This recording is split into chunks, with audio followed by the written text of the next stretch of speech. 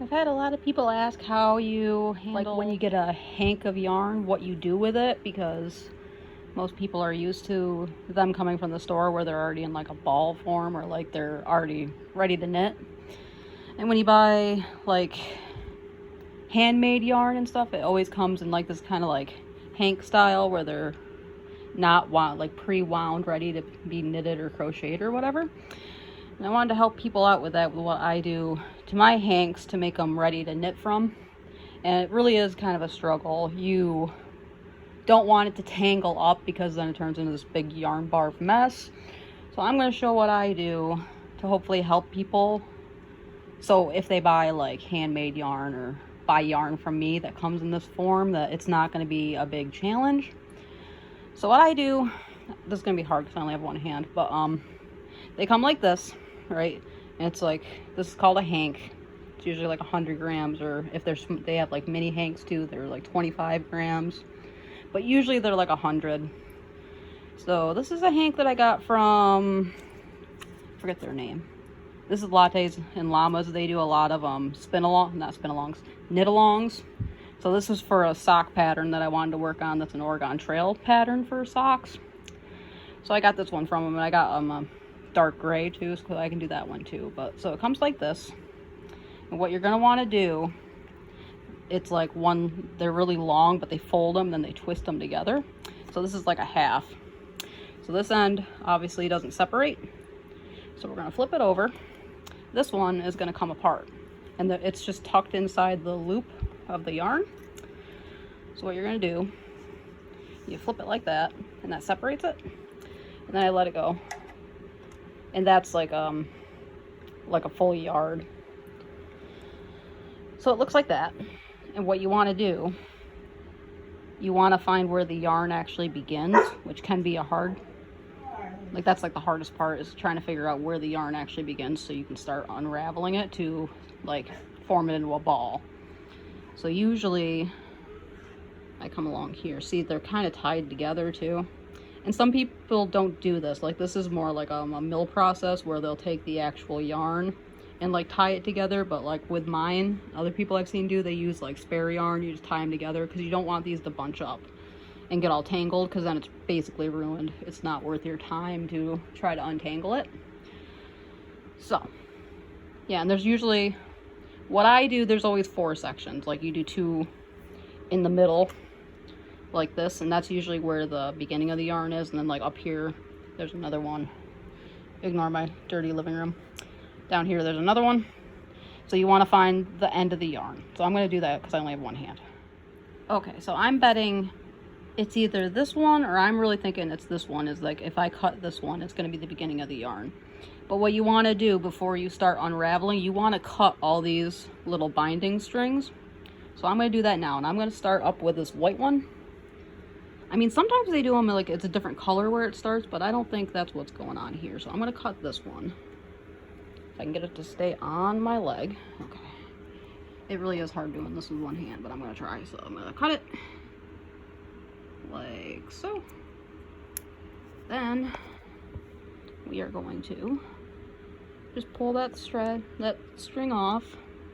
And sometimes like it's looped around a couple times. It's not really like tied, but it's kind of like looped together, so it's not going to come apart.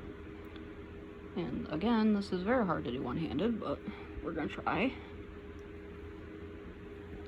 Okay, I got that one off. See, you don't want to move the whole thing. You want to be flipping it around and stuff, because that's going to tangle these little like single strings up, and it's going to make it really hard to try to like wind it up into like a ball or a cake. So sometimes they're called cakes, and those are kind of, there's like a little, I have a little like ball winder. That doesn't actually make like a ball of yarn. That makes a cake, which is like, it's ready to spin, but they're kind of like bigger and bulkier.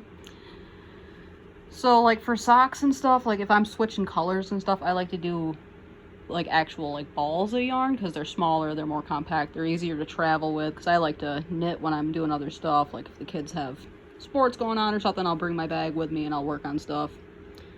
Okay, and I think I'm gonna go over to the other end here. Like, really, I try to cut the one that I think is the beginning the last, if that makes sense. Like, I'm not, like, I don't want to lose where I think the beginning of the yarn is. So I'm gonna pause this and I'm gonna cut all these little strings off. Like, see, here's some other ones. And then I'll go and do this top one, and then I'm gonna do this one because I'm pretty sure this is the beginning. Okay, I just cut those other two from the middle sections off, and I was actually wrong. I thought the beginning was down on this side, but then I looked, and as soon as I cut it, I saw there's two like ends together, and I was like, oh, that's the beginning of my yarn. So sometimes it looks like, where'd it go? I dropped it. Hold on. Again, one hand. So you're gonna get like this like knotted thing, and this is the beginning of your yarn. And what you want to kind of figure out is like, which side am I, like when I cut this, which way am I winding? And like the easiest way I can describe it is like, if this thing's laying flat, you don't want to be like winding your yarn from the bottom, because it's more likely it's going to get tangled. You want to go from the top. And I'm also going to point out, you're not doing this with this thing laying flat on your lap, like not touching it at all. You want to put some tension on it so it's not going to like just get all wound up and create a big mess. But what I do for mine, so I have this big fancy, this is my Echo spinning wheel from Spinolution. I just got it a few months ago. She's got this big fancy, it's called a skein winder. And this is what we use. I do have a bobbin. Okay, so like, here's my bobbin. This is what I use to spin the yarn. This is where it gets wound up on. And then you want to get this yarn off here, obviously. And there's like a lot of different tools and different ways you can do it, but like, I usually use a nitty knotty, which is another tool. It's just like measured so your loops like this will always be like a yard, like from like here to here, like this whole section. That's a like 3 feet. That's a yard, you know. But where was I going with that thought? Yeah, so it's just, I wish I had it over here. I don't have it. It's got stuff on it anyway. But yeah, it's just a tool. You learn how to like wind the yarn so you're making one of these bad boys. But I have a skein winder, and I'm not sure if I'm saying it right because I always said it as skein, which is like S-K-E-I-N, but then I heard people say skein too, so I'm not really sure which one's the correct one. So this is my winder, and I've only used this one a couple times. I have another one, it's called a Kentucky winder, and that one, it looks like a big, like a little windmill. It's like wooden like this. It looks like a, yeah, it looks like a little windmill. And what you're going to do is all your yarn, you're going to start at one of these points up here. Again, excuse my very messy living room because my kids are home. You're going to hold it, and you kind of just work this thing around, and your yarn is going to go along top here, and that's going to wind it up like this. So I'm going to put it on here because that's going to be the easiest thing for me. But I can always show a nitty knotty. But what else worked for me, that's where my thought was going, is before I had all this equipment, I mean, and this equipment is expensive, and if you're not like hardcore into like spinning, making your own yarn, working with like handmade like skeins of yarn, you're not gonna have this stuff readily available. And like, people do use like, for like the nitty knotties and stuff, you can buy them like pre-made from like other companies, or like I've seen people make them from like PVC pipe as long as they're long enough. And all they really need, man, I wish I had it over here. It needs like a T on the end, and it's going to be like kind of like long, so it's going to hold that yarn in place. Like, that's really all you need. As long as it's the right length, like you can like wind it like that. What else I found really worked for me when I first got it started, I would like take my dining room chair and flip it over, so I was winding, or I'd like wrap this thing up around like the 4 legs, and that worked out pretty good, being the right like diameter for the yarn, because if you try to do it over the top, it's not wide enough. But there's like 4 posts on like a chair, so like it was long enough. Or if you have a very supportive boyfriend like I do, he would hold my yarn for me while he was watching like he likes to watch streaming and stuff, or like watching TV. He just hold this thing for me, and I always thought it was funny because I was like, you know, you see like old-timey like TV shows and stuff where the husband's like holding this big thing of yarn and the lady's just sitting there making a ball of yarn. And I was like, yeah, he'd do that for me because he wants to help me out, you know. But you know, if you ever get into it hardcore and want to get this stuff, it is expensive, but like really it's worth it. I mean, like, because I'm like, if I buy these things, it's like you really don't know what to do with them without like, I've like tangled them up and had to cut them, and oh, it's just a big mess. So I'm like, you know, there's always options. I can always show how to do the chair thing because that's pretty easy. Most people have a chair in their house. But I'm going to pause this and I'm going to start winding this up on my winder, and I'll show you how that goes. Actually, I'm going to keep this going because I just realized I'm not showing you how to wind it. I'm showing you how to like wind it into a ball. So what we're going to do, sometimes I lose my train of thought and I forget what I'm talking about, but here we go. I'm going to cut this, and again, one-handed. So I'm going to take this. I'm sorry, I might get a little blurry because I can't really get my phone far enough away. I'm just going to cut it. The other side's going to fall. Make sure you hold on to one of these so you don't lose it. It's really hard when like the skein's all one color too. It's like you're going to lose it. So you got this big ball on the end. You can cut that off. I'm probably just going to leave it so I can see it. And what we're going to do, we're going to very carefully, without like moving this too much because I don't want to tangle it up. I think what I'm going to do is like my kind of knitting, they call this like a working line, you know, so I'm going to call it that. Like your working line's down here. We're going to take this whole thing, we're going to flip it over. So this side is showing, and then I'm going to try to one-handedly set it up there. Make sure it's around the other one down there, kind of. And then we're just going to wind it. Or we're going to put it on the winder. Oh, no, it's taking off on me. Okay, I got to move the camera. Okay. This might work out, it might not. I've never really like shown how I do this before, so like trying to explain my thought process is kind of difficult, but I figured why not, you know. I really don't make a lot of videos, so I figured why not. My kids are outside doing whatever, so. And I had some yarn I wanted to play with, so I was like, hey, I'll show how I do that. This is not working out, okay. It's really hard one-handed to try to get enough tension on this to get it to stay where I'm putting it. Okay, what I'm gonna do, I'm gonna stretch it out. Ah, that was clever, okay. And again, ignore my messy house. My kids came home and they have been going wild all day and I do not feel like spending all day cleaning. Uh-oh, okay. Okay, my kids were fighting over squirt guns, so I had to take a break. I couldn't actually get this all the way up on top of this big one, and really it's like, whoever like already made this skein, maybe it's a little bit smaller than what this thing makes or something, I don't know, but like it doesn't really need to be that tight. As long as it's like holding it in place and it's not really loose, like it should be fine. And what happened is my little line stayed out for me, so that's pretty cool. So what we're gonna do is I'm gonna take this, oh, it's taking off on me. We're gonna take this little end, and this is kind of why I don't cut this little end off, because man, I wish I had something to hold my phone so I could actually do this better. This is where I'm going to start my ball. What I do, you can make like a center pole ball, but I've never really had them work out really well where it doesn't just like knot it up and make a big yarn barf. So what I do is I take it around my finger. I can't really show it because I can't hold the phone into it. I have to set the phone down. But I take it with my two fingers and I kind of do like one loop around one finger. And then I'm going to loop this around like a few times. I'll show it in a second. Like that. And then you're just going to form your ball from this. So then I'm going to take this off, like slide this off my finger, and I'll wind it like this way. Like, you know how it's going up and down, I'm going to go like this way. And you just make a ball like that. You just keep it going until it just keeps building and building.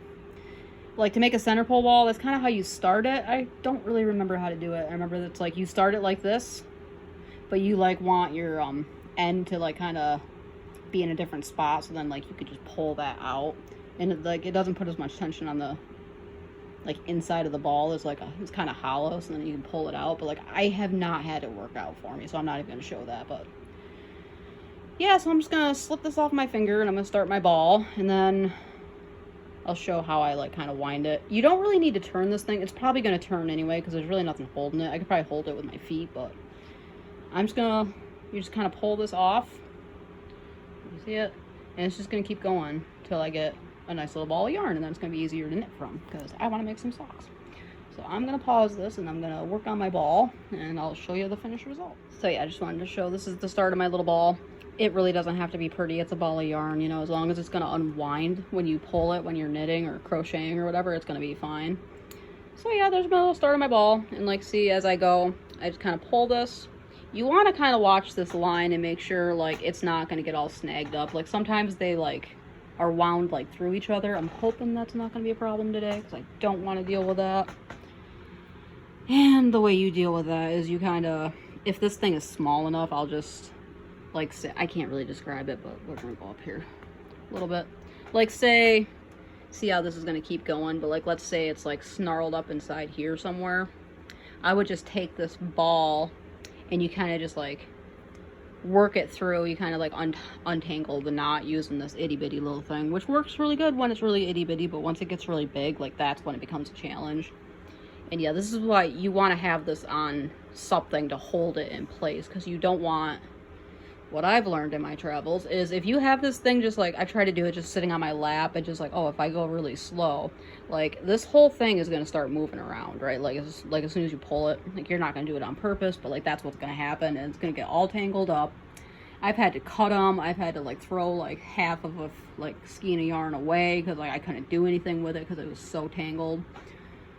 This is the thing I'm paranoid about, is I really try to like keep my yarn nice and still. And this really seems to be helping. So we're going to do this. I'm going to make my ball of yarn. But I'll show you what it looks like when it's done. Okay, I just wanted to stop for a minute to show how this is going. I'm trying to go slow, but not like super slow. But here's my little ball. It's coming along fantastically. It is looking pretty beautiful. And I haven't hit any snags or anything, so I think this is going to work out pretty good. But yeah, I'm just pulling it off here. Just watching that line, making sure it's not tangled up. If it is, I've had... Let's see if I can have it do it. So I'm pulling. Look at me go. It's not going to do it this time. Yeah, it seems like when I pull, it's not really spinning because I'm not letting it. But when I come around this one, it seems like some of these little guys are popping off here. Has not been an issue because I've just been slipping them right back on there. I'm not letting them get all tangled up. But yeah, it's like, it seems it's working pretty good. That just having it stretched out but not too tight. And I'm just going to keep working on my ball here. But I did want to clarify, so these are, they're a skein of yarn. Like, I feel like any amount of yarn is called a skein. You know, like in the stores with the acrylic yarns, they're always called a skein. Skein. Sorry, I say skein. I don't know if that's right. It sounds better to me. But so, when you buy it like that, let's see if I got another one. Yes, I do. Okay. Like this guy. This is usually referred to as a hank of yarn. And really, a hank is just a skein of yarn, but they almost always weigh like 100 grams. And it's just like a unit of measurement for like an amount of yarn. The only difference, the yardage might be different based on like the size of the yarn. Like, you know, like this is fingering weight, so it's really skinny. So I got a lot more yardage out of this hank, which is 100 grams. Than say like an Aran weight or a bulky. You're not going to get as much yardage because they're a lot thicker, so the yarn itself is heavier. So you're not going to get the same amount of yarn, but you are. Like, the yardage is going to be different, but the weight of the yarn is going to be the same. And I think that's why they do it like that. It's like hank of yarn equals 100 grams. And also, yeah, so sometimes you can get mini skeins. Like, sometimes people do like samples, or you can get, like, if you do a lot of color work or something, you'll get like a set. I think I have one upstairs somewhere. 4 different colors of like, it's like a mini hank of yarn though. They're not the big ones like this. And I think it's from the same company too. But like, yeah, they're just the mini skeins. I don't remember the actual weight on them. They're usually like 25 or 50. They're just like a smaller one. So it's like, it's a good way to keep track of, like, it's like a unit of measurement for the yarn world. If you don't know that. If you hear like, you know, like a skein of yarn, a hank of yarn, like it's kind of the same thing, but usually a hank, it's 100 grams. Like, that's the only difference I've noticed. And again, like, I taught myself how to knit like 7 years ago watching YouTube videos, and then I started getting into the whole like making your own yarn and dyeing your own yarn. So I'm pretty self-taught. I mean, like, I could be wrong, but like that's the only difference I've ever noticed, and like that's what I figured out. But so I'm gonna keep working. I'm gonna do this one. So maybe after I do this green one on here, I'll show my little trick for doing like on a chair, because I know a lot of people probably don't have this big beautiful thing. So I will definitely try to do the chair method. That's what I'm gonna call it. And then maybe I'll clean off my nitty knotty just so you can see what a nitty knotty actually is, because it's actually really fun to say, but some people have no idea what it is. And yeah, it's just a tool that helps wind up your yarn. And I always thought, you know, like, I'm not a spinner, I'm not anything, I'm just a knitter, I don't need these things. But then it's like, once you get into the work, like if you're buying store-bought, they make that pretty easy for you because they're made on machines and stuff that churn this stuff out. But if you're buying the... Sorry, my kids are crying.